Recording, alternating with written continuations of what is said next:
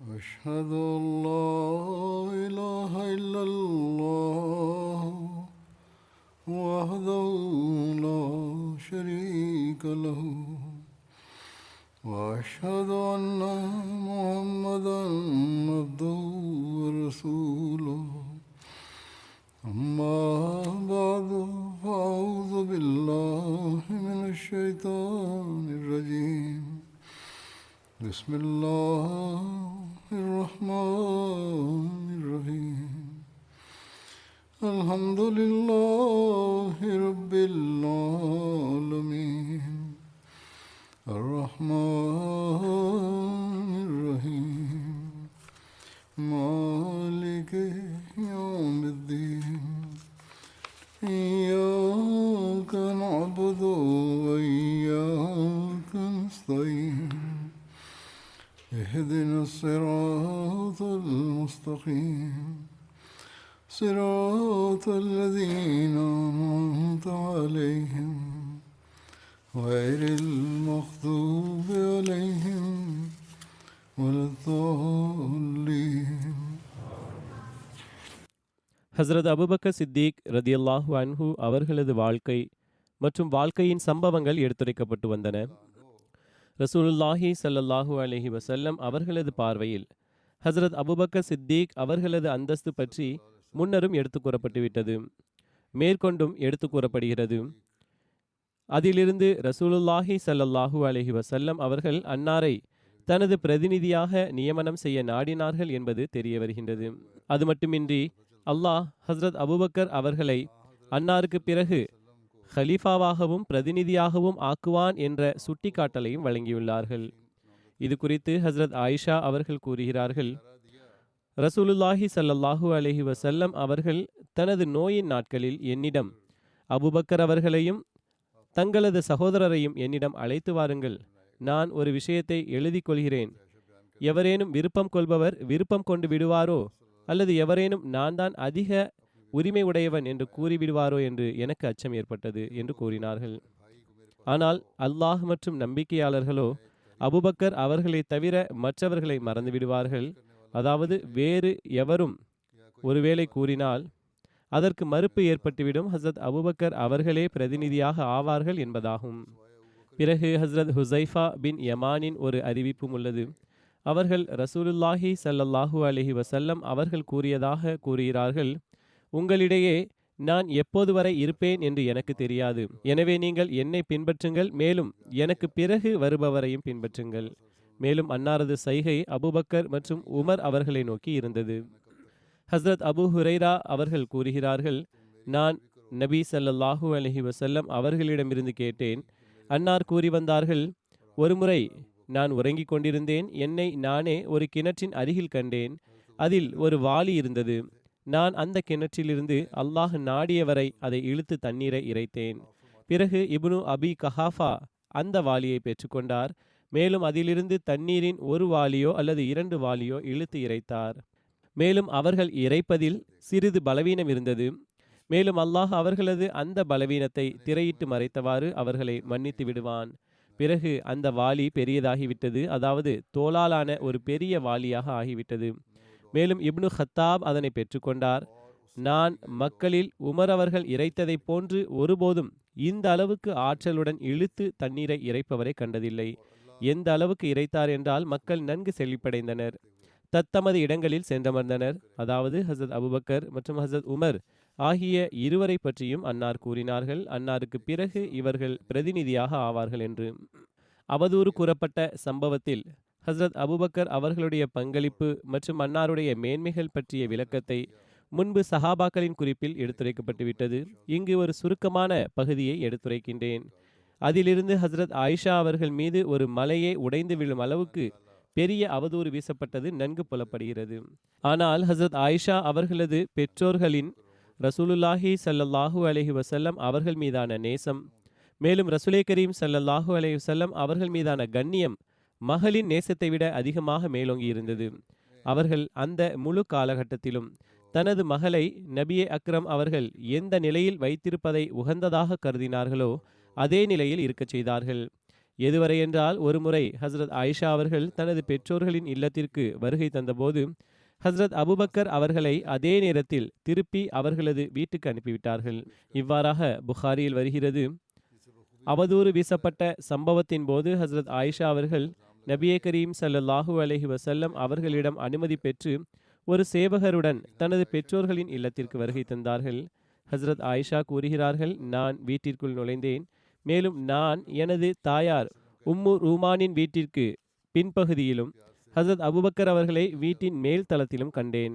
அன்னார் குரான் ஓதி கொண்டிருந்தார்கள். எனது தாயார், எனதருமை மகளே, எவ்வாறு வந்தீர் என்று கேட்டார்கள்.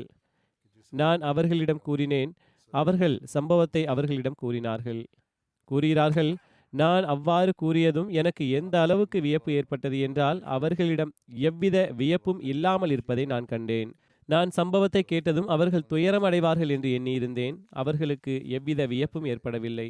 ஹஸ்ரத் ஆயிஷா கூறுகிறார்கள், அவர்களது தாயார் கூறினார்கள், எனது அன்பிற்குரிய மகளே, உங்களுக்கு எதிராக கூறப்பட்டுள்ள இந்த விஷயத்தை சாதாரணமானதாக கருதுங்கள். ஏனென்றால் அல்லாஹ்வின் மீது ஆணையாக ஒரு அழகான பெண் அவளை நேசிக்கின்ற ஒரு கணவருடன் இருக்கும்போது அவர்கள் மீது பொறாமை கொள்கின்ற, மேலும் அவளை பற்றி விஷயங்களை பரப்புகின்றவர்கள் மிக குறைவானவர்களே ஆவார்கள் என்று கூறினார்கள். நான் கண்டேன். ஹசரத் ஆயிஷா கூறுகிறார்கள், அவர்களிடம் என் மீது ஏற்பட்ட தாக்கத்தை போன்று அவர்களிடம் எவ்வித தாக்கமும் இல்லை. நான் கூறினேன். ஹசரத் ஆயிஷா கூறுகிறார்கள், எனது தந்தையாரும் இதனை அறிவார்களா என்று கேட்டேன். அவர்கள் ஆம் என்று கூறினார்கள். பிறகு ஹசரத் ஆயிஷா அவர்கள் ரசூலுல்லாஹி ஸல்லல்லாஹு அலைஹி வஸல்லம் அவர்களுமா என்று கேட்டார்கள். அவர்களிடம், அதாவது தனது தாயாரிடம் கேட்டார்கள். அதற்கு அவர்கள் ஆம், ரசூலுல்லாஹி ஸல்லல்லாஹு அலைஹி வஸல்லம் அவர்களும் அறிவார்கள் என்று கூறினார்கள். ஹசரத் ஆயிஷா கூறுகிறார்கள், இதை கேட்டு எனக்கு கண்ணீர் வர ஆரம்பித்தது. நான் அழத் தொடங்கினேன். வீட்டின் மேற்பகுதியில் குரான் ஓதிக்கொண்டிருந்த ஹசரத் அபுபக்கர் அவர்கள் என்னுடைய குரலை கேட்டு கீழே வந்தார்கள். மேலும் எனது தாயிடம் இவருக்கு என்ன நேர்ந்தது என கேட்டார்கள். அதற்கு அவர்கள், அவருக்கு அவரை பற்றி கூறப்படுகின்ற விஷயங்கள் சென்றடைந்து விட்டது என்று கூறினார்கள். ஹஸ்ரத் அபுபக்கர் அவர்களது கண்களில் இருந்து கண்ணீர் வரத் தொடங்கின. அன்னார், எனது அன்பிற்குரிய மகளே, நான் உனக்கு ஆணையிடுகிறேன், நீ உனது வீட்டிற்கு திரும்பிச் செல் என்று கூறலாயினர். ஹஸ்ரத் ஆயிஷா கூறுகிறார்கள், நான் திரும்பி வந்துவிட்டேன். அவதூறு வீசப்பட்ட சம்பவம் பற்றிய குறிப்பில் இந்த அருவருக்கத்தக்க சூழ்ச்சி மற்றும் ஹஸ்ரத் அபுபக்கர் அவர்களது புகழை எடுத்துரைத்தவாறு ஹஸ்ரத் முஸ்லிம் மௌத் ரதியல்லாஹு அன்ஹு அவர்கள் கூறுகிறார்கள், யார் யாருக்கு அவப்பெயரை ஏற்படுத்தினால் நய வஞ்சகர்களுக்கு அல்லது அவர்களது தலைவர்களுக்கு பலனுள்ளதாக இருக்க முடியும். மேலும் யார் யாருடன் நய வஞ்சகர்கள் இதன் மூலமாக தங்களது பகைமையை தீர்த்து கொள்ள முடியும் என்பதை நாம் சிந்திக்க வேண்டும். ஹுசூர் அவர்கள் கூறுகிறார்கள், ஒரு கீழ்த்தரமான திட்டத்தினால் ஹஸ்ரத் ஆயிஷா ரதியல்லாஹு அன்ஹா அவர்கள் மீது அவதூறை ஏற்படுத்தி 2 மனிதர்களுடனான பகைமையை தீர்த்து கொள்ள முடியும் என்பதை தெரிந்து கொள்ளலாம். ஒருவர் ரசூலே கரீம் ஸல்லல்லாஹு அலைஹி வஸல்லம் அவர்கள், மற்றொருவர் ஹஸ்ரத் அபுபக்கர் ரதியல்லாஹு அன்ஹு அவர்கள் ஆவர். ஏனென்றால் ஆயிஷா இவர்களில் ஒருவரது மனைவியும் மற்றவரது மகளும் ஆவார்கள். இவர்கள் இருவரும் எப்படிப்பட்ட ஒரு அந்தஸ்தை உடையவர்கள் என்றால், அவர்கள் மீதான அவப்பெயரானது அரசியல் அல்லது பொருளாதார ரீதியாக அல்லது பகைமையின் ரீதியாக சில மக்களுக்கு பயனுள்ளதாக இருக்க முடியும், அல்லது சில மக்களின் நோக்கங்கள் இவர்களுக்கு அவப்பெயரை ஏற்படுத்துவதுடன் தொடர்புடையதாக இருந்தது.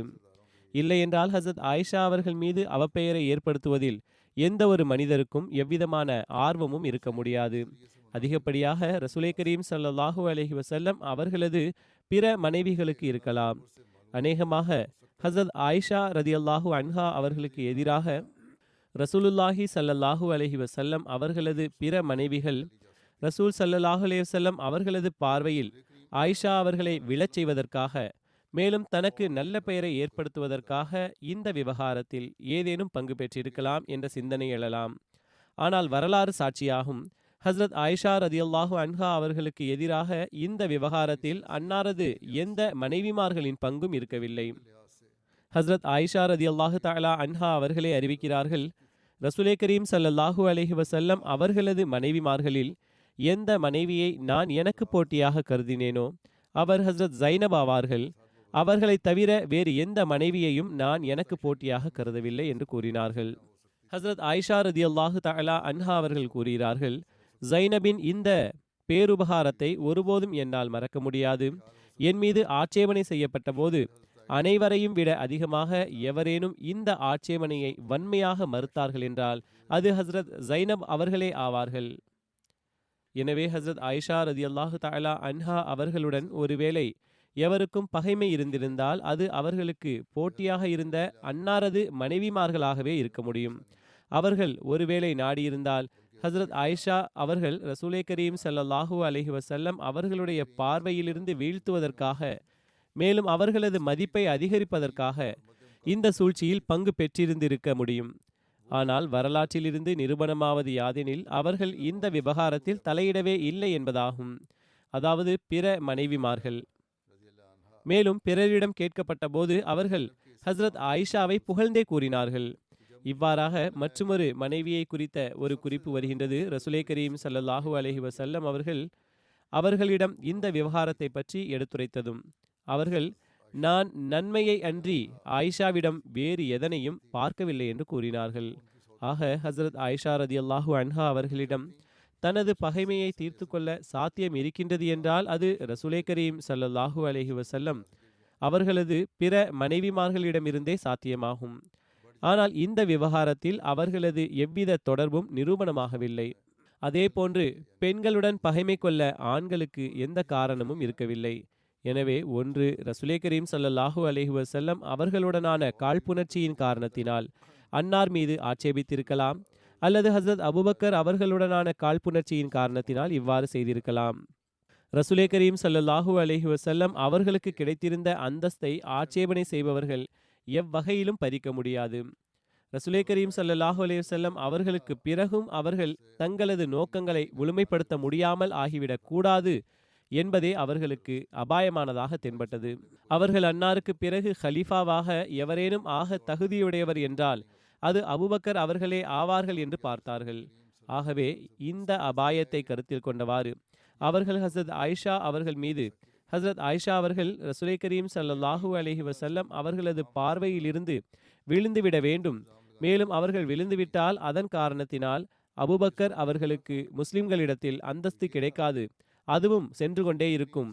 மேலும் முஸ்லிம்கள் அன்னார் மீது தப்பெண்ணம் கொண்டு, அதாவது ஹஸ்ரத் அபூபக்கர் அவர்களுடன் தப்பெண்ணம் கொண்டு அன்னார் மீது மக்கள் கொண்டிருந்த நல்ல எண்ணத்தை விட்டுவிடுவார்கள். மேலும் இவ்வாறாக ரசூலே கரீம் ஸல்லல்லாஹு அலைஹி வஸல்லம் அவர்களுக்கு பிறகு அபூபக்கர் அவர்கள் ஹலீஃபாவாக ஆவதற்கான கதவு முற்றிலும் அடைபட்டுவிடும் என்று எண்ணி அவர்கள் ஆட்சேபனை செய்தார்கள். எவ்வாறு ஹஸ்ரத் முதல் ஹலீஃபா அவர்களது வாழ்க்கையில் ஹஸ்ரத் முஸ்லிஹ் ரதியல்லாஹு அன்ஹு அவர்கள் கூறுகிறார்கள், எவ்வாறு முதல் ஹலீஃபத்துல் மசீஹ் அவர்களது வாழ்க்கையில் பிரிந்து சென்ற கூட்டத்தினர் என் மீது ஆட்சேபனை செய்து கொண்டே இருந்தார்களோ, மேலும் எனக்கு அவப்பெயரை ஏற்படுத்த முயற்சி செய்து கொண்டிருந்தார்களோ, அதே போன்று ஆக இறைவன் ஹஸ்ரத் ஆயிஷா அவர்கள் மீது அவதூறு வீசப்பட்ட சம்பவத்திற்கு பிறகு ஹிலாஃபத்தையும் குறிப்பிட்டதன் காரணம் இதுவே ஆகும். நபிமொழியில் தெளிவாக வருவதாவது, நபி தோழர்கள் தங்களுக்குள் பேசிக்கொண்டிருந்தார்கள், மேலும் கூறிக்கொண்டிருந்தார்கள், அதாவது ரசூலே கரீம் ஸல்லல்லாஹு அலைஹி வஸல்லம் அவர்களுக்கு பிறகு வேறு எவருக்கும் அந்தஸ்து இருக்கின்றது என்றால் அது அபூபக்கர் அவர்களுக்கே ஆகும் என்பதாகும். பிறகு நபிமொழிகளில் வருகிறது, ஒருமுறை ரசூலே கரீம் ஸல்லல்லாஹு அலைஹி வஸல்லம் அவர்களிடத்தில் ஒரு மனிதர் வந்தார். அவர், யா ரசூலல்லாஹ், தாங்கள் எனது இந்த தேவையை நிறைவேற்றுங்கள் என்று கூறினார். அன்னார், தற்சமயம் இல்லை, பிறகு வாருங்கள் என்று கூறினார்கள். அவர் நாடோடியாக இருந்தார், மேலும் நாகரீகமற்றவராக மென்மையாக பேசுவதை அறியாதவராக இருந்தார். அவர் இறுதியில், தாங்கள் மனிதரே ஆவீர்கள், ஒருவேளை நான் பிறகு வந்தால் தாங்கள் அச்சமயம் மரணித்து விட்டிருந்தால் நான் என்ன செய்வது என்று தெளிவாக கூறிவிட்டார். ரசூலே கரீம் ஸல்லல்லாஹு அலைஹி வஸல்லம் அவர்கள், ஒருவேளை நான் இவ்வுலகில் இல்லை என்றால் அபூபக்கர் அவர்களிடம் சென்று விடுங்கள், அவர் உங்களது தேவைகளை நிறைவேற்றுவார் என்று கூறினார்கள். இதே போன்று நபிமொழிகளில் வருகின்றது, ரசூலே கரீம் ஸல்லல்லாஹு அலைஹி வஸல்லம் அவர்கள் ஒரு தடவை ஹஸ்ரத் ஆயிஷா ரதியல்லாஹு அன்ஹா அவர்களிடம், ஆயிஷாவே, நான் எனக்கு பிறகு அபூபக்கர் அவர்களை நியமனம் செய்ய நாடியிருந்தேன். இன்னும் அல்லாஹ் மற்றும் நம்பிக்கையாளர்கள் அவரை தவிர எவர் மீதும் திருப்தி கொள்ள மாட்டார்கள், எனவேதான் ஒன்றும் கூறவில்லை என்று கூறினார்கள். ஆக நபி தோழர்கள் ரசூலே கரீம் ஸல்லல்லாஹு அலைஹி வஸல்லம் அவர்களுக்கு பிறகு அவர்களுள் எவருக்கும் அந்தஸ்து இருக்கின்றது என்றால் அது அபூபக்கர் அவர்களே ஆவார்கள், மேலும் அவர்களே அன்னாரது ஹலீஃபாவாக ஆவதற்கு தகுதியானவர்கள் என்று இயல்பாகவே கருதி வந்தார்கள். மக்கத்து வாழ்க்கை எவ்வாறு இருந்தது என்றால் அதில் ஆட்சி மற்றும் அதன் நிர்வாகத்திற்கான கேள்வியே எழாது. ஆனால் அன்னார் மதீனாவுக்கு வந்து சேர்ந்த பிறகு ஆட்சி நிலைநாட்டப்பட்டது. மேலும் இயல்பாகவே நயவஞ்சகர்களுடைய உள்ளத்தில் கேள்வி எழ ஆரம்பித்தது. ஏனென்றால் அன்னார் மதீனா வந்த காரணத்தினால் அவர்களது பல நம்பிக்கைகள் பொய்யாகிவிட்டன. அப்துல்லாஹ் பின் அபி பின் சலூல் இதனை கண்டதும் அவனது ஆட்சிக்கான அனைத்து வாய்ப்புகளும் சென்று கொண்டிருந்தன. எனவே அவனுக்கு கடுமையான கோபம் வந்தது. மேலும் அவன் வெளிப்படையாக முஸ்லிம்களில் இணைந்து விட்டான். ஆனால் எப்போதும் இஸ்லாத்துக்கு இழப்பை ஏற்படுத்தி கொண்டே இருந்தான். மேலும் தற்போது அவன் எதையும் செய்ய முடியவில்லை. எனவே அவனது உள்ளத்தில் ஒருவேளை ஏதேனும் விருப்பம் உருவாக முடிந்தது என்றால் அது முஹம்மது ரசூலுல்லாஹ் ஸல்லல்லாஹு அலைஹி வஸல்லம் அவர்கள் மரணித்தால் நான் மதீனாவின் மன்னராக ஆவேன் என்பதே ஆகும்.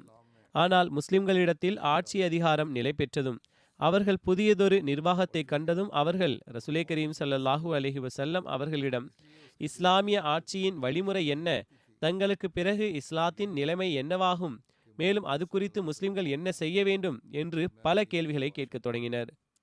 அப்துல்லா பின் அபி சுலூலுக்கு இந்த நிலை கண்டு அச்சம் ஏற்பட்டுவிட்டது. தற்போது இஸ்லாத்தின் ஆட்சி எவ்வகையில் நிலைபெறும் என்றால் அதில் அவனது எந்த பங்கும் இருக்காது, அதாவது அப்துல்லாஹ்வின் எந்த பங்கும் இருக்காது.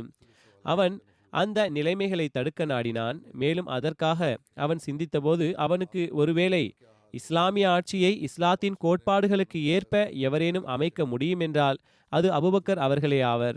மேலும் ரசூலே கரீம் ஸல்லல்லாஹு அலைஹி வஸல்லம் அவர்களுக்கு பிறகு முஸ்லிம்களின் பார்வை அவர்களை நோக்கியே இருக்கின்றது, அதாவது அபூபக்கர் அவர்களை நோக்கியே.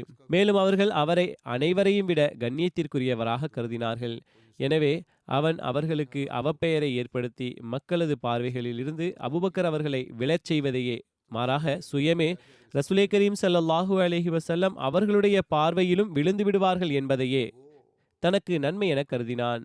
மேலும் இந்த தீய எண்ணத்தை நிறைவேற்றுவதற்கான சந்தர்ப்பம் அவனுக்கு ஹஸ்ரத் ஆயிஷா அவர்கள் ஒரு போரில் பின்தங்கிவிட்ட சம்பவத்தில் கிடைத்துவிட்டது. மேலும் அந்த தீயவன் அன்னார் மீது அசுத்தமான குற்றச்சாட்டை வைத்தால் அது பற்றி திருக்குரானில் சுட்டிக்காட்டல் இடம்பெற்றிருக்கின்றது. மேலும் அந்த தீயவன் அன்னார் மீது அசுத்தமான குற்றச்சாட்டை வைத்தான், அது பற்றி திருக்குரானில் சுட்டிக்காட்டல் இடம்பெற்றிருக்கின்றது. மேலும் நபிமொழிகளில் அதன் விளக்கம் வருகின்றது. இதில் அப்துல்லாஹ் பின் அபி பின் சுலூலின் நோக்கமாவது, இவ்வாறாக ஹஸ்ரத் அபூபக்கர் அவர்கள் இந்த மக்களது பார்வைகளிலிருந்தும் இழிவானவராகி விடுவார்கள். மேலும் ரசூலே கரீம் ஸல்லல்லாஹு அலைஹி வஸல்லம் அவர்களுடனான அன்னாரது தொடர்புகளும் சிதைந்துவிடும். மேலும் அவனது பார்வையில் நிரந்தர அமைப்பாக தென்பட்ட, நிச்சயம் இது நடக்கும் என்று தென்பட்ட, மேலும் அது நிலை பெற்றால் அவனது நம்பிக்கைகள் அழிந்து போய்விடும் என்று கருதிய அந்த அமைப்பு நிலை பெறுவதில் பாதிப்பு ஏற்பட்டுவிடும் என்று கருதினான். ரசூலே கரீம் ஸல்லல்லாஹு அலைஹி வஸல்லம் அவர்களுக்கு பிறகு ஆட்சியின் கனவை அப்துல்லாஹ் பின் அபி பின் சுலூல் மட்டுமே கண்டுகொண்டிருக்கவில்லை. மேலும் சில மக்களும் இந்த நோயில் ஈடுபட்டிருந்தார்கள். ஏனென்றால் நய வஞ்சகர்கள் தங்களது மரணத்தை எப்போதும் தூரமாக இருப்பதாகவே கருதினார்கள். மேலும் அவர்கள் மற்றவர்களது மரணத்தை பற்றி கணித்து கொண்டே வந்தார்கள். எனவே அப்துல்லா பின் அபி சுலூலும் தனது மரணத்தை தூரமாக இருப்பதாக கருதினான். மேலும் அவன் ரசூலே கரீம் ஸல்லல்லாஹு அலைஹி வஸல்லம் அவர்களது வாழ்நாளிலேயே அவன் குதிகால்களை தேய்த்து தேய்த்து மரணிப்பான் என்பதை அறிந்திருக்கவில்லை. அவன் ரசூலே கரீம் ஸல்லல்லாஹு அலைஹி வஸல்லம் அவர்கள் மரணித்துவிட்டால் நான் அரேபியாவின் மன்னனாக ஆகிவிடுவேன் என்ற கணிப்பை கொண்டிருந்தான். ஆனால் தற்போது அபூபக்கர் அவர்களின் நன்மை மற்றும் இரையச்சம் மற்றும் மேன்மையை முஸ்லிம்கள் ஏற்றுக்கொண்டு விட்டார்கள். ரசூலே கரீம் ஸல்லல்லாஹு அலைஹி வஸல்லம் அவர்கள் தொழுகைக்காக வரவில்லை என்றால் அபூபக்கர் அவர்கள் அன்னாரது இடத்தில் தொழ வைக்கிறார்கள். ரசூலே கரீம் ஸல்லல்லாஹு அலைஹி வஸல்லம் அவர்களிடம் ஏதேனும் தீர்ப்பை கேட்க சந்தர்ப்பம் கிடைக்கவில்லை என்றால் முஸ்லிம்கள் அபூபக்கர் அவர்களிடம் கேட்கின்றார்கள் என்பதைக் கண்டு எதிர்காலத்தில் ஆட்சி கிடைக்கும் என்று நம்பிக்கொண்டிருந்த அப்துல்லாஹ் பின் அபி சுலூலுக்கு மிகவும் கவலை ஏற்பட்டது. மேலும் அதனை போக்க அவன் நாடினான். எனவே இந்த விஷயத்திற்கான தீர்வாக மேலும் ஹஸ்ரத் அபூபக்கர் ரலியல்லாஹு அன்ஹு அவர்களது புகழை மேலும் அன்னாரது கண்ணியத்தை முஸ்லிம்களின் பார்வையிலிருந்து விலகச் செய்வதற்காக அவன் ஹஸ்ரத் ஆயிஷா அவர்கள் மீது அவதூறை ஏற்படுத்தினான். ஹஸ்ரத் ஆயிஷா அவர்கள் மீது அவதூறை ஏற்படுத்துவதன் காரணத்தினால் ரசூலே கரீம் ஸல்லல்லாஹு அலைஹி வஸல்லம் அவர்களுக்கு ஹஸ்ரத் ஆயிஷா அவர்கள் மீது வெறுப்பு ஏற்பட்டுவிடும். மேலும் ஹஸ்ரத் ஆயிஷா அவர்கள் மீதான ரசூலே கரீம் ஸல்லல்லாஹு அலைஹி வஸல்லம் அவர்களது வெறுப்பின் காரணமாக ஹஸ்ரத் அபூபக்கர் அவர்களுக்கு ரசூலே கரீம் ஸல்லல்லாஹு அலைஹி வஸல்லம் மற்றும் முஸ்லிம்களிடமிருந்து செல்வாக்கு குறைந்துவிடும். மேலும் எதிர்காலத்தில் அவர்கள் ஹலீஃபாவாக ஆவதற்கான சாத்தியக்கூறு இருக்காது என்று எண்ணினான். இவ்விஷயத்தையே அல்லாஹு தாலா திருக்குரானில் குறிப்பிட்டுள்ளான். இன்னல்லதீன ஜாஉ பில் இஃப்கி உஸ்பத்தும் மின்கும். அதாவது ஹசரத் ஆயிஷா ரதியல்லாஹு அன்ஹா அவர்கள் மீது அவதூறை ஏற்படுத்திய மக்கள் உங்களில் முஸ்லிம்கள் என்று அழைக்கப்படுகின்ற ஒரு கூட்டத்தினரே ஆவர். ஆனால் அல்லாஹ் தாலா கூறுகின்றான், லா தஹ்சபூஹு ஷர்ரல்லக்கும் பல்ஹுவ ஹைருல்லக்கும். இந்த குற்றச்சாட்டு எவ்வித தீய விளைவையும் ஏற்படுத்தும் என்று நீங்கள் கருதாதீர்கள். மாறாக இந்த ஆட்சேபனையும் உங்களுக்கு சிறப்பு மற்றும் முன்னேற்றத்திற்கான காரணமாக அமைந்துவிடும் என்பதாகும். இவ்வாறாக அன்னார் கூறுகிறார்கள், இப்போது நாம் ஹிலாஃபத் பற்றியும் கோட்பாட்டையும் எடுத்துரைக்கின்றோம். அல்லாஹு தாலா கூறுகின்றான், மேலும் உங்களுக்கு இதனையும் கூறிவிடுகின்றேன், இந்த நயவஞ்சகர்கள் கடினமாக முயற்சி செய்து பார்க்கட்டும், அவர்கள் தோல்வியை அடைவார்கள். மேலும் நாம் ஹிலாஃபத்தை நிலைநாட்டியே தீருவோம். ஏனென்றால் ஹிலாஃபத் நுபுவத்தின் ஒரு அங்கமாகும். மேலும் இறை ஒளியை பாதுகாப்பாக வைப்பதற்கான ஒரு வழிமுறையாகும். ஹஸ்ரத் முஸ்லிம் மௌத் ரதியல்லாஹு அன்ஹு அவர்கள் கூறுகிறார்கள், பாருங்கள், அதிகாரம் அந்நூரின் ஆரம்பத்திலிருந்து அதன் இறுதி வரை எவ்வாறு ஒரே விஷயம் பற்றி எடுத்துரைக்கப்பட்டிருக்கின்றது. முதலில் ஹசரத் ஆயிஷா ரதியல்லாஹு தஆலா அன்ஹா அவர்கள் மீது சுமத்தப்பட்ட அவதூறை பற்றி குறிப்பிடப்பட்டுள்ளது. மேலும் ஹசரத் ஆயிஷா அவர்கள் மீதான அவதூறின் அசல் நோக்கம் ஹசரத் அபுபக்கர் ரதியல்லாஹு அன்ஹு அவர்களை இழிவுபடுத்துவதும், ரசூலே கரீம் ஸல்லல்லாஹு அலைஹி வஸல்லம் அவர்களுடனான அன்னாரது தொடர்புகளை சீர்குலைக்கவும், அதன் விளைவாக முஸ்லிம்களின் பார்வையிலும் அன்னாரது கண்ணியம் குறைந்துவிட வேண்டும். மேலும் ரசூலே கரீம் ஸல்லல்லாஹு அலைஹி வஸல்லம் அவர்களது மரணத்திற்கு பிறகு அவர்கள் ஹலீஃபாவாக ஆக முடியாது என்பதே ஆகும். ஏனென்றால் அப்துல்லாஹ் பின் அபி சுலூல் ரசூலே கரீம் ஸல்லல்லாஹு அலைஹி வஸல்லம் அவர்களுக்கு பிறகு முஸ்லிம்களின் பார்வை ஒருவேளை எவர் மீதும் இருக்கின்றது என்றால் அது அபூபக்கர் அவர்களே ஆவார்கள் என்பதை அறிந்து கொண்டான். ஒருவேளை அபூபக்கர் அவர்கள் மூலமாக ஹிலாஃபத் நிலை பெற்று விட்டது என்றால் அப்துல்லாஹ் பின் அபி சுலூலின் ஆட்சியின் கனவு ஒருபோதும் நிறைவேறாது. எனவே அல்லாஹு தாலா இந்த அவதூறை பற்றி கூறியதன் பிறகு உடனே ஹிலாஃபத்தை பற்றி குறிப்பிட்டுள்ளான். மேலும் ஹிலாஃபத் அரசாட்சி அல்ல, அது இறை ஒளி நிலை பெறுவதற்கான ஒரு காரணியாகும் என்று கூறியுள்ளான். எனவேதான் அல்லாஹு தாலா தனது கையால் அதனை நிலைநாட்டினான். அது வீணாகுவது என்பது நபித்துவத்தின் ஒளி மற்றும் இறைமையின் ஒளி வீணாவது போன்றதாகும். எனவே அவன் இந்த ஒளியை அவசியம் நிலைபெறச் செய்வான். மேலும் நபித்துவத்திற்கு பிறகு மன்னராட்சியை ஒருபோதும் நிலைபெறச் செய்ய மாட்டான். மேலும் யாரை நாடுகிறானோ அவரை ஹலிஃபாவாக ஆக்குவான். மாறாக முஸ்லிம்களுள் ஒன்றல்ல பல மக்களிடையே ஹிலாஃபத்தை நிலைநாட்டி ஒளிமயமான காலகட்டத்தை நீண்டதாக்குவான். இந்த விஷயம் தொடர்பாக இவ்வாறே ஹசரத் முதல் ஹலிஃபத்துல் மஸீஹ் அவர்கள் இவ்வாறு கூறிக்கொண்டிருப்பார்கள், ஹிலாஃபத் என்பது கடையில் கிடைக்கின்ற சோடா வாட்டர் அல்ல, விரும்பியவர் குடித்து செல்வதற்கு. அதே போன்று கூறினார்கள், ஒருவேளை நீங்கள் ஆட்சேபனை செய்ய விரும்பினால் நிச்சயம் செய்யுங்கள், நீங்கள் ஹிலாஃபத்தை அழிக்கவும் முடியாது, அபுபக்கர் அவர்களை ஹிலாஃபத்திலிருந்து விலக்கவும் முடியாது. ஏனென்றால் ஹிலாஃபத் ஒரு ஒளியாகும். அது அல்லாஹ்வின் ஒளி வெளிப்படுவதற்கான ஒரு வழியாகும். அதனை மனிதன் தனது திட்டங்களால் எவ்வாறு அழிக்க முடியும்? பிறகு கூறுகிறார்கள், இவ்வாறு ஹிலாஃபத்தின் இந்த ஒளி வேறு சில வீடுகளிலும் கிடைக்கின்றது. மேலும் எந்த ஒரு மனிதனும் தனது முயற்சிகளால் மற்றும் தனது திட்டங்களால் இந்த ஒளி வெளிப்படுவதை தடுக்க முடியாது. எவ்வாறு இருப்பினும் ஹிலாஃபத் தொடர்பான ஒரு கட்டுரையாகும் மீது அன்னார் தனது ஹுத்பாவில் அதனை கூறினார்கள். இதிலிருந்து ரசூலே கரீம் ஸல்லல்லாஹு அலைஹி வஸல்லம் அவர்களது பார்வையில் அவர்களுக்கு இருந்த அந்தஸ்து, பிறகு அல்லாஹு தஆலாவின் செயல் ரீதியான சாட்சியத்தில் இருந்து நபித்துவத்திற்கு பிறகு உடனடியாக ஹிலாஃபத்தின் தொடரானது ரசூலே கரீம் ஸல்லல்லாஹு அலைஹி வஸல்லம் அவர்களது முன்னறிவிப்புகளுக்கு ஏற்ப தொடர வேண்டி இருந்தது என்பது நிரூபணமாகின்றது. அதற்கு பிறகு மன்னராட்சி வந்தது என்றால் அது பிறகுள்ள விஷயமாகும். மேலும் பிறகு அல்லாஹ்வின் வாக்குறுதிகளுக்கு ஏற்ப ஹஸ்ரத் வாக்களிக்கப்பட்ட மஸீஹ் அலைஹிஸ்ஸலாம் அவர்கள் மூலமாக அந்த அமைப்பு மீண்டும் நிலை பெற்றது. ஹஸ்ரத் அபுபக்கர் அவர்களது பணிவு மற்றும் கண்ணியம் பற்றி வருகின்றது. ஹஸ்ரத் சயீத் பின் முஸையிப் ரதியல்லாஹு அன்ஹு அவர்கள் அறிவிக்கிறார்கள், ஒருமுறை நபியே கரீம் ஸல்லல்லாஹு அலைஹி வஸல்லம் அவர்கள் தனது சில தோழர்களுடன் ஒரு கூட்டத்தில் அமர்ந்திருந்தார்கள்.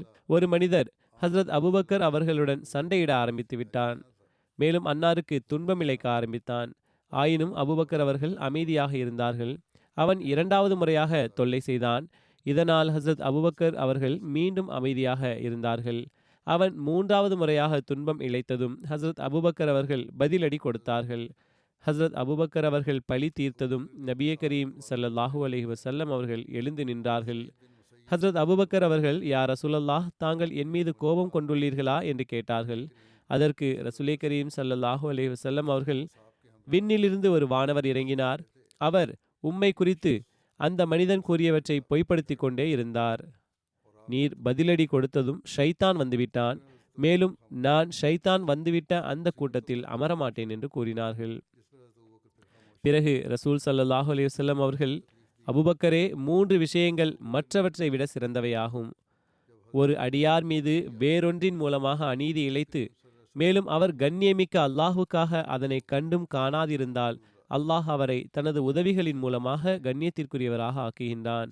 ஒரு மனிதன் உதவியின் கதவை திறந்து அதன் மூலமாக இரத்த உறவை பேண வேண்டும் என்பது அவனது நோக்கமாக இருந்தால் அல்லாஹு தாலா அதன் வாயிலாக அவரது செல்வத்தை மேலும் அதிகரிக்கின்றான். 3வது விஷயம் யாதெனில், செல்வத்தை அதிகரிக்கும் எண்ணத்துடன் கேள்வியின் கதவை திறந்தால் அல்லாஹு தாலா அதன் மூலமாக அவரை வறுமையிலும் குறைவிலும் அதிகரித்து விடுவான்.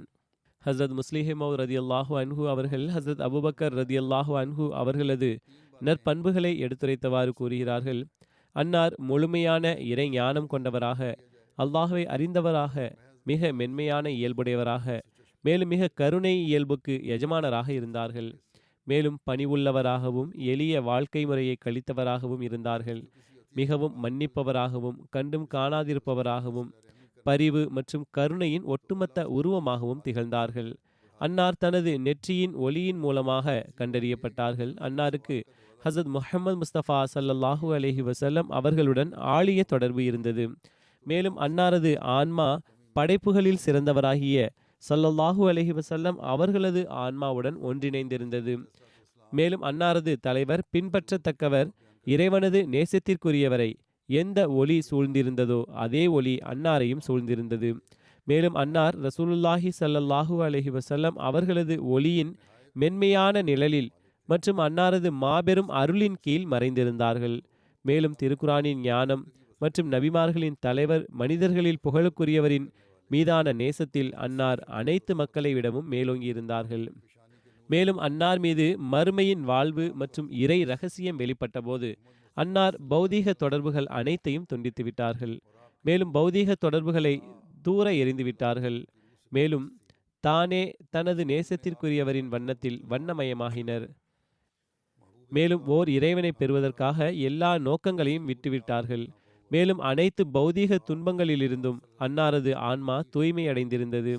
மேலும் உண்மையான ஓர் இறைவனின் வண்ணத்தில் வண்ணமயமாகினர். மேலும் அகில உலகங்களின் ரப்பின் போர்வையில் தொலைந்தார்கள். மேலும் உண்மையான இறை நேசம் அன்னாரது நாடி நரம்புகளில், உள்ளத்தின் மிக ஆழத்தில், மேலும் அவர்களது உடலின் ஒவ்வொரு அணுவிலும் சூழ்ந்தபோது, மேலும் அன்னாரது செயல்கள், சொற்கள் மற்றும் அன்னார் அமரும்போது எழும்போது அவர்களது பிரகாசம் வெளிப்பட்டதனால் அன்னார் சித்திக் என்ற பெயரால் அழைக்கப்பட்டார்கள். அன்னாருக்கு மிக அதிகமான ஆழமான புத்துணர்வு மிக்க அனைத்து ஞானங்களும் வழங்குபவர்கள் அனைவரை விடவும் சிறந்த வழங்குபவனான இறைவனுடைய அவையில் வழங்கப்பட்டிருந்தது. உண்மை அன்னாரது ஒரு உறுதியான ஆற்றலாகவும் இயல்பின் சிறப்பாகவும் இருந்தது. மேலும் அந்த உண்மையின் தாக்கங்கள் மற்றும் ஒலிகளானது அன்னாரிடத்தில் மற்றும் அன்னாரது ஒவ்வொரு சொல், செயல், அசைவில், அமைதியில், மூச்சு மற்றும் துடிப்பில் வெளிப்பட்டன. அன்னார் வானங்கள் மற்றும் பூமிகளின் இறைவன் தரப்பிலிருந்து பரிசு வழங்கப்பட்ட கூட்டத்தினருள் இணைக்கப்பட்டார்கள். அன்னார் நபித்துவ நூலின் ஒரு ஒட்டுமொத்த குறிப்பாக இருந்தார்கள். அன்னார் மேன்மை வாய்ந்தவர்களாக, வீரமிக்கவர்களுக்கு தலைவராக இருந்தார்கள். மேலும் நபிமார்களின் இயல்பை கொண்ட தேர்ந்தெடுக்கப்பட்ட மக்களுள் ஒருவராக இருந்தார்கள்.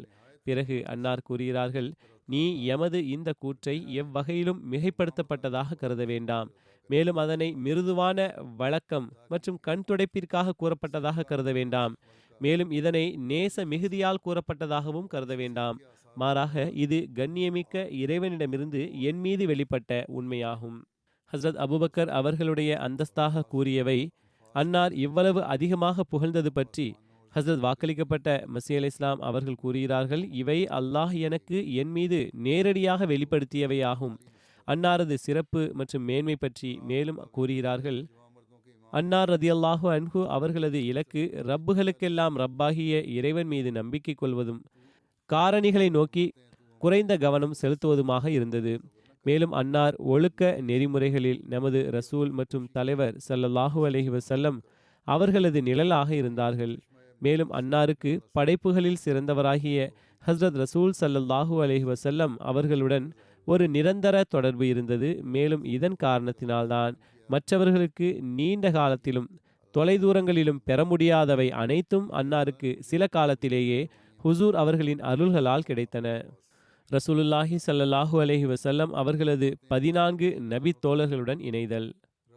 இது குறித்து கூறப்படுகின்றது. ஹசரத் அலி பின் அபி தாலிப் அவர்கள் கூறுகிறார்கள், ரசூலுல்லாஹி ஸல்லல்லாஹு அலைஹி வஸல்லம் அவர்கள் கூறினார்கள், நிச்சயமாக ஒவ்வொரு நபிக்கும் 7 கண்ணியத்திற்குரிய தோழர்கள் வழங்கப்பட்டுள்ளார்கள், அல்லது உடனிருப்பவர்கள் மட்டும் என்று கூறினார்கள். மேலும் எனக்கு 14 நபர்கள் வழங்கப்பட்டுள்ளார்கள். நாங்கள் அன்னாரிடம் அவர்கள் யார் என்று கேட்டோம். அன்னார் கூறினார்கள், நான் மற்றும் எனது 2 மகன்கள் மற்றும் ஹசரத் ஜாஃபர், ஹசரத் ஹம்சா, ஹசரத் அபுபக்கர், அதாவது ஹசரத் அலி மற்றும் அவர்களது 2 புதல்வர்கள், ஹசரத் ஜாஃபர், ஹசரத் ஹம்சா, ஹசரத் அபுபக்கர், ஹசரத் உமர், ஹசரத் முஸ்அப் பின் உமைர், ஹசரத் சல்மான், ஹசரத் அம்மார், ஹசரத் மிக்தாத், ஹசரத் ஹுசைஃபா மற்றும் ஹசரத் அப்துல்லாஹ் பின் மசூத் ஆகியோர். ஹசரத் அபுபக்கர் சித்திக் ரதியல்லாஹு அன்ஹு அவர்களுக்கு ஹஜ்ஜின் தலைமையும் வழங்கப்பட்டது ரசூலுல்லாஹி ஸல்லல்லாஹு அலைஹி வஸல்லம் அவர்களிடமிருந்து. இது பற்றி இவ்வாறு வருகின்றது. ரசூலுல்லாஹி ஸல்லல்லாஹு அலைஹி வஸல்லம் அவர்கள் ஹிஜ்ரி 9ஆம் ஆண்டில் ஹசரத் அபுபக்கர் சித்திக் அவர்களை ஹஜ்ஜுக்கு அமீராக ஆக்கி மதீனா புறப்படச் செய்தார்கள். ரசூலுல்லாஹி ஸல்லல்லாஹு அலைஹி வஸல்லம் அவர்கள் தபூக் போரிலிருந்து திரும்பி வருகையில் ரசூல் ஸல்லல்லாஹு அலைஹி வஸல்லம் அவர்கள் ஹஜ் செய்ய எண்ணினார்கள். பிறகு இணை வைப்பவர்கள் மற்ற மக்களுடன் இணைந்து ஹஜ் செய்கிறார்கள், மேலும் இணை வைத்தலின் வார்த்தைகளை கூறுகின்றார்கள், மேலும் காபா ஆலயத்தில் ஆடையின்றி வலம் வருகிறார்கள் என்று அன்னாரிடம் எடுத்துரைக்கப்பட்டதும் ரசூலுல்லாஹி ஸல்லல்லாஹு அலைஹி வஸல்லம் அவர்கள் அவ்வருடம் ஹஜ் செய்யும் எண்ணத்தை விட்டுவிட்டார்கள். மேலும் ஹசரத் அபுபக்கர் சித்திக் அவர்களை ஹஜ்ஜுக்கு அமீராக நியமனம் செய்து புறப்படச் செய்தார்கள். ஹசரத் அபுபக்கர் சித்திக் அவர்கள் 300 சஹாபாக்களுடன் மதினாவில் இருந்து புறப்பட்டார்கள்.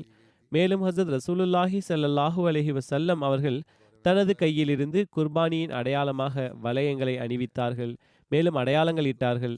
அபுபக்கர் அவர்கள் தன்னுடன் 5 குர்பானி விலங்குகளை கொண்டு வந்தார்கள். அறிவிப்பில் வருகின்றது, அலி ரதியல்லாஹு அன்ஹு அவர்கள் அதிகாரம் தௌபாவின் ஆரம்ப வசனங்களை இந்த ஹஜ்ஜின் சந்தர்ப்பத்தில் அறிவிப்பு செய்தார்கள். இதன் விளக்கம் ஹசரத் அலி அவர்களது குறிப்பில் மற்றும் ஹசரத் அபுபக்கர் அவர்களது குறிப்பிலும் ஆரம்பத்தில் ஓரிரு முறை ஹுத்பாவிலும் எடுத்துரைக்கப்பட்டு விட்டது. இருப்பினும் சுருக்கமாக இங்கு எடுத்து கூறுகிறேன்.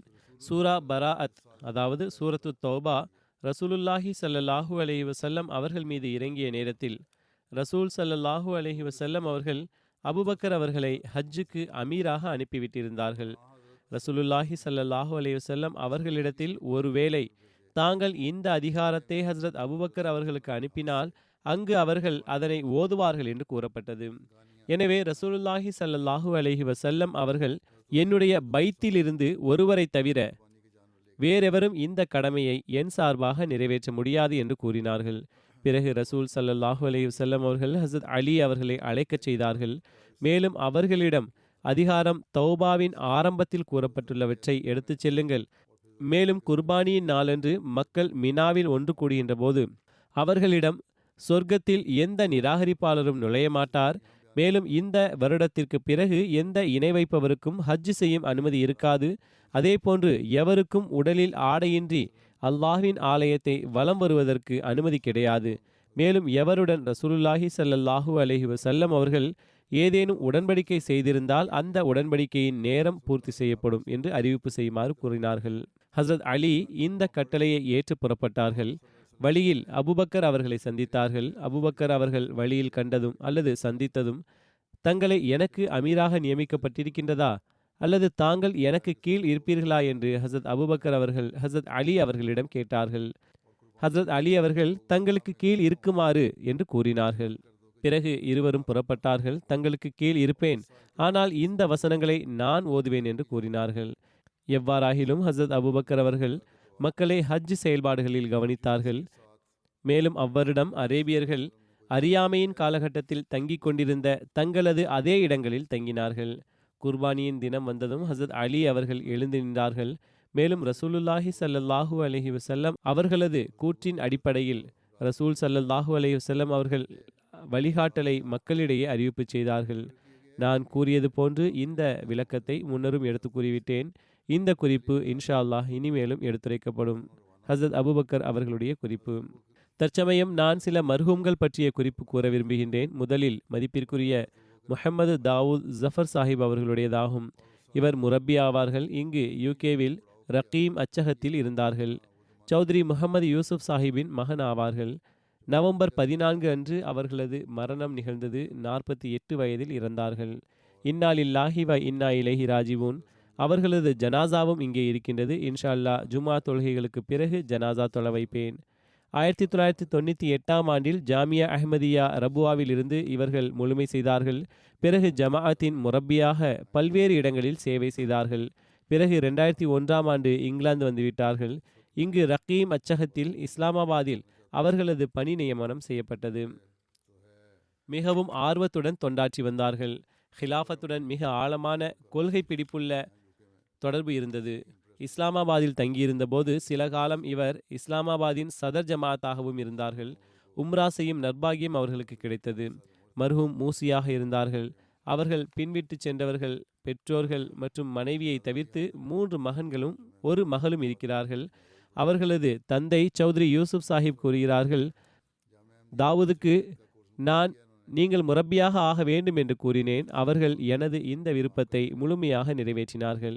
சில மக்கள் இவர்களிடம், ஒருவேளை முரப்பியாக ஆவதற்கு பதிலாக உலக படிப்புகளை கற்றால், இவ்வளவு முயற்சிகள் செய்தால் அவர் மிக நல்ல பணியை பெற முடியும், மேலும் வீட்டின் பொருளாதார நிலையும் மேம்பட முடியும் என்று கூறினார்கள். ஆனால் தாவூத் சாஹிப் அவர்கள் இப்படிப்பட்ட ஆலோசனைகளை ஒன்றும் பொருட்படுத்துவதில்லை. ஜாமியாவில் இருந்து முரப்பியாக ஆனதிலிருந்து மரண தருவாயில் வரையில் முழுமையான நன்றியுணர்வுடன் தனது அர்ப்பணிப்பை நிறைவேற்றினார்கள். மிகவும் கட்டுப்படுதல் உள்ள மகனாக இருந்தார்கள். தந்தையார் கூறுகின்றார்கள், எனது எல்லா வார்த்தைகளையும் கேட்டு வந்தார்கள். ஒருபோதும் மறுத்ததே இல்லை. எப்போதும் எனக்கு இன்பத்தை வழங்க முயற்சி செய்தார்கள். பொருளாதார நெருக்கடி இருந்தும் ஒருபோதும் தனது வக்ஃபை விட நினைக்கவில்லை. ஜாமியா அஹ்மதியாவில் கல்வி பயிலும் நாட்களில் பொருளாதார கஷ்டத்தின் காரணத்தினால் கூறுகிறார்கள், சைக்கிள் பஞ்சர் ஆகிவிட்டால் அதற்கு பங்க்சர் ஒட்டுவதற்கும் பணம் இருக்காது. வீட்டில் சைக்கிள்களுக்கு காற்றடித்து ஜாமியா வரை சென்றடைவார்கள். திரும்பும் போதும் அவ்வாறே செய்து வந்தார்கள். ஒருபோதும் குறை கூறவில்லை. காலத்தின் ஹலிஃபாவுக்கு கட்டுப்பட்டவர்களாக, மேலும் விருப்பத்தை புரிந்து கொள்கின்ற முரப்பியாக இருந்தார்கள். அவர்களது மனைவி முபாரக்கா சாஹிபா கூறுகின்றார்கள், 22 வருடங்கள் பந்தம் எங்களுக்கு இருக்கின்றது. மிக மென்மையான உள்ளம் கொண்டவராகவும் கடினமாக உழைப்பவரும் இறைவன் மீது அளவற்ற நம்பிக்கை உள்ளவராகவும் அனைவருக்கும் அளவின்றி தொண்டாற்றக்கூடியவராகவும் இருந்தார்கள். வாழ்வில் பல தருணங்கள் சில விஷயங்கள் வெளிப்படையாகவே சாத்தியமற்றவையாக தென்பட்டன. நான் இது இவ்வாறு நடக்கும் என்று கூறுவேன். அதற்கு அவர்கள், அல்லாஹ்வின் மீது நம்பிக்கை வையுங்கள், அனைத்தும் சரியாகிவிடும் என்று கூறுவார்கள். அல்லாஹு தஆலாவின் அருளால் பிறகு அவ்வாறே நடந்துவிடும்.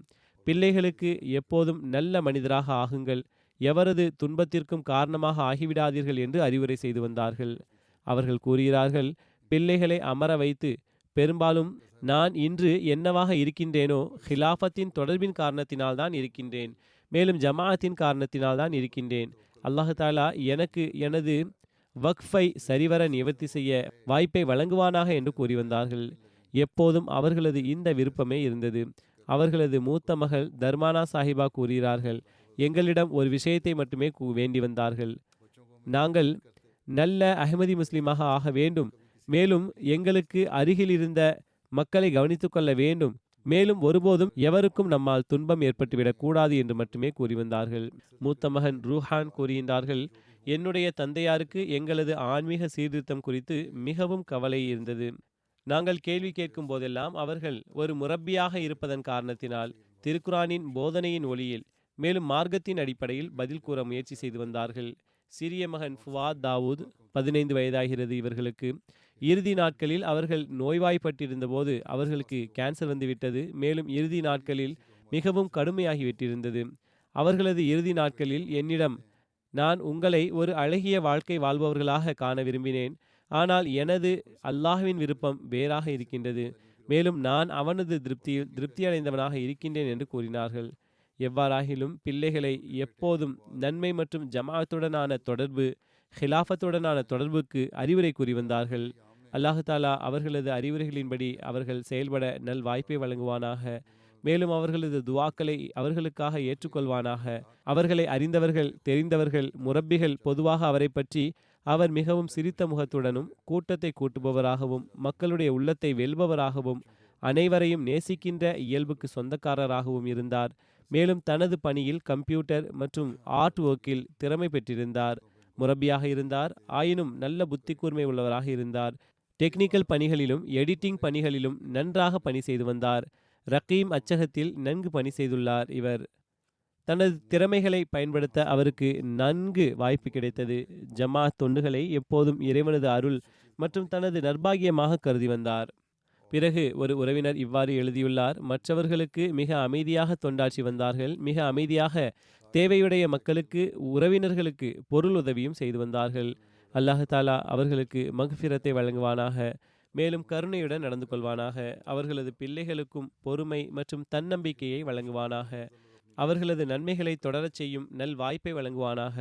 மேலும் அவர்களது பெற்றோர்களுக்கும் பொறுமையையும் தன்னம்பிக்கையையும் வழங்குவானாக. இரண்டாவது குறிப்பு: 2 ஜனாசா காயிபும் உள்ளது. அவர்களில் முதலாம் அவர் ருக்கையா ஷமீம் புஷ்ரா சாஹிபா. இவர் முன்னாள் ஸ்பெயினின் முபல்லிகாக இருந்த மர்ஹூம் முக்கரம் கரம் இலாஹி ஜஃபர் சாஹிபின் மனைவி ஆவார்கள். இவர்களும் கடந்த சில நாட்கள் முன்னர் வஃபாத்தாகினர். இன்னா லில்லாஹி வ இன்னா இலைஹி ராஜிவூன். இவர் 1932ஆம் ஆண்டு காதியானில் பிறந்தார்கள். அல்லாஹ்வின் அருளால் வசியத் செய்திருந்தார்கள். பல வருடங்கள் வரை ஸ்பெயினின் லஜ்னா தலைவியாக தொண்டாற்றும் நல் வாய்ப்பு இவர்களுக்கு கிடைத்துள்ளது.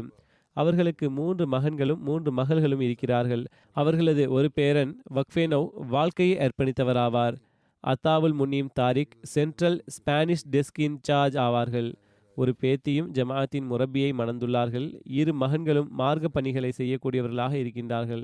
அல்லாஹ்வின் அருளால் துணை அமீராகவும் ஒரு மகன் பெரிய மகன் இருக்கின்றார். ருக்கையா சாஹிபாவின் பாட்டனார் மௌலவி ஃபஹ்ருதீன் சாஹிபா அவர்கள் மற்றும் பாட்டி பிபி சாஹிபா அவர்கள். இவர்கள் அடிப்படையில் பேராவை சார்ந்தவர்கள் ஆவார்கள். ஹஸ்ரத் வாக்களிக்கப்பட்ட மசீஹ் அலைஹிஸ்ஸலாம் அவர்களது காலத்தில் பையத் செய்து பிறகு காதியானிற்கு சென்று விட்டார்கள். அவர்களது நானா பாயி அப்துர் ரஹீம் சாஹிப் ஆவார்கள். இவர் அஜ்மீரைச் சேர்ந்தவர் ஆவார்கள். ஆரம்பத்தில் சீக்கிய மதத்தை சார்ந்தவராக இருந்தார்கள். பிறகு அவர்களும் ஹஸ்ரத் வாக்களிக்கப்பட்ட மசீஹின் கையில் பையத் செய்யும் நல்வாய்ப்பு பெற்றார்கள். பையத்துக்கு பிறகு படிப்பதற்காக காதியான் வந்துவிட்டார்கள். எனவே தாய் வழி தந்தை வழி பாட்டனார்கள் அனைவரும் சஹாபாக்களாக இருந்தார்கள். ருக்கையா பேகம் சாஹிபா அவர்களை பற்றி அவர்களது மகன் எழுதுகிறார்: தாவத்துல் அமீருடன் குறிப்பான ஈர்ப்பு இருந்தது. பல முறை படித்துள்ளார்கள். மேலும் இந்த நூலை படித்ததற்கு பிறகு எனது சிந்தனையில் இருந்த பல சந்தேகங்களுக்கு பதில் கிடைத்துவிட்டது என்று கூறி வந்தார்கள்.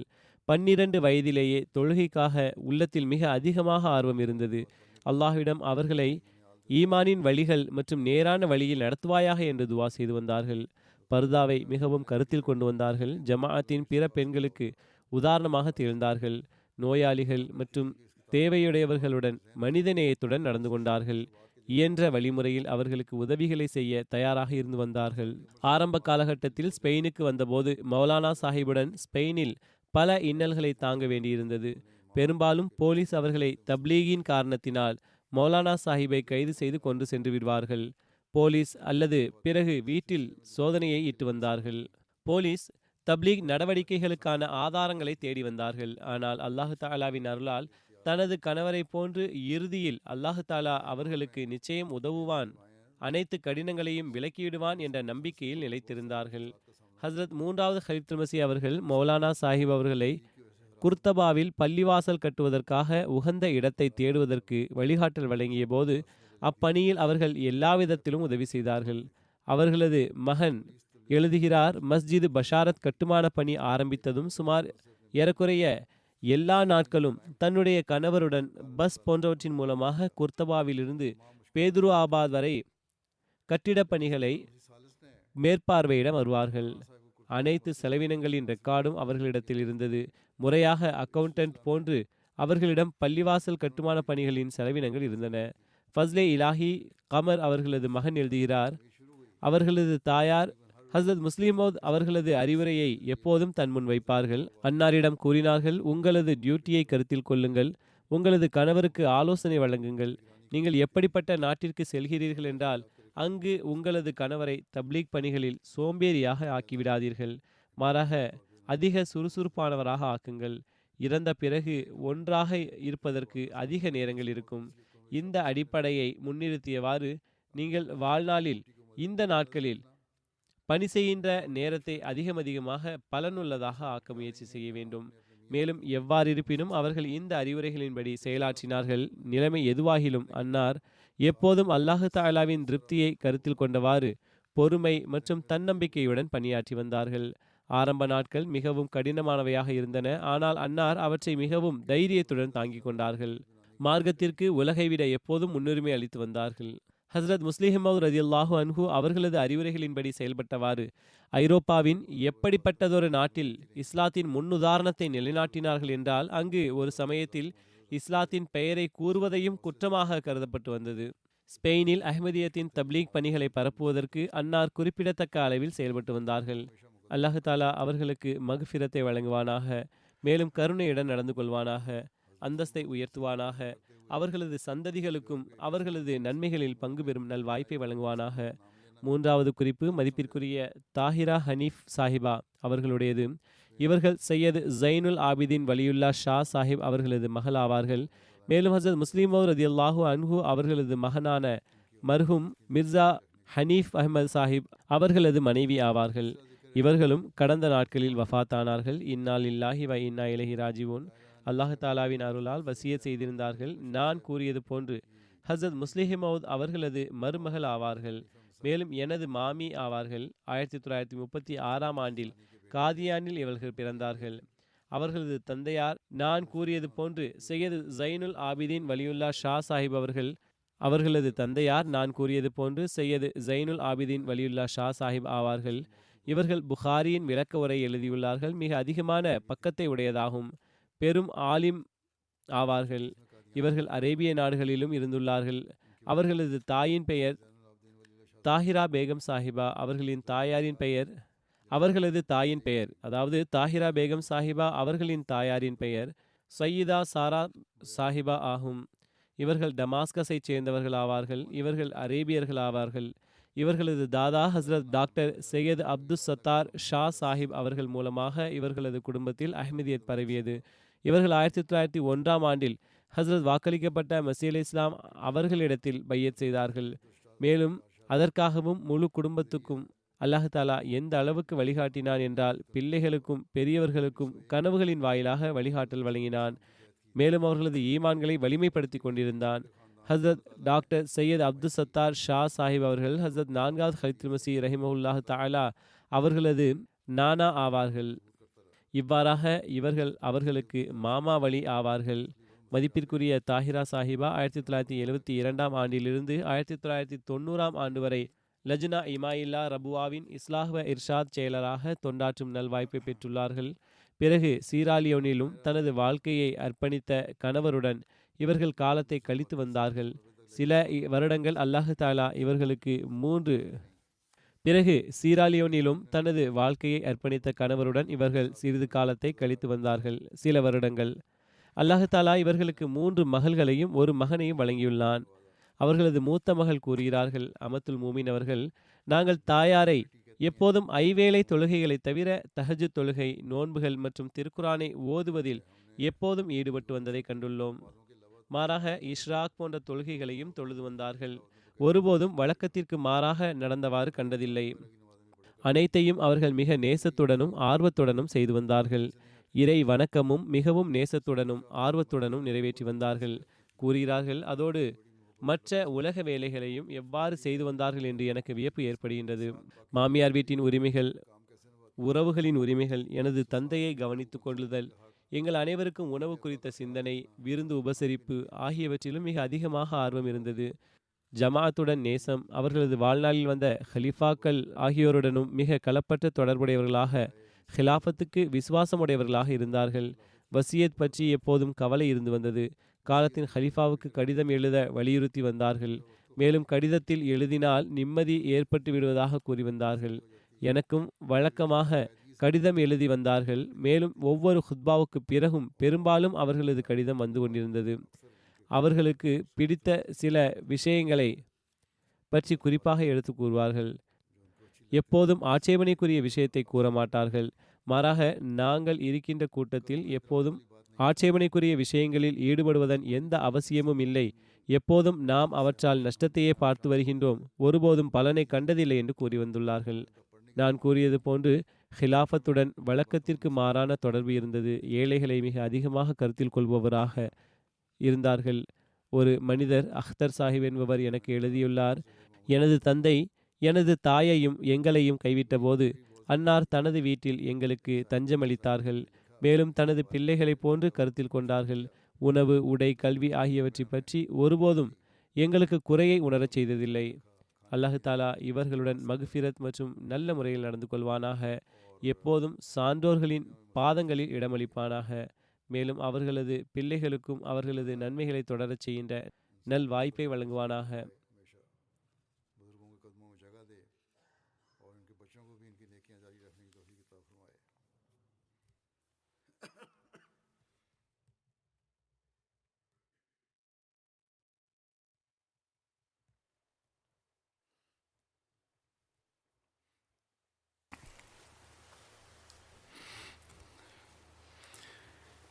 الحمد لله الحمد لله نحمده ونستعينه ونستغفره ونؤمن به ونتوكل عليه ونعوذ بالله من شرور أنفسنا ومن سيئات أعمالنا من يهده الله فلا مضل له ومن يضلل فلا هادي له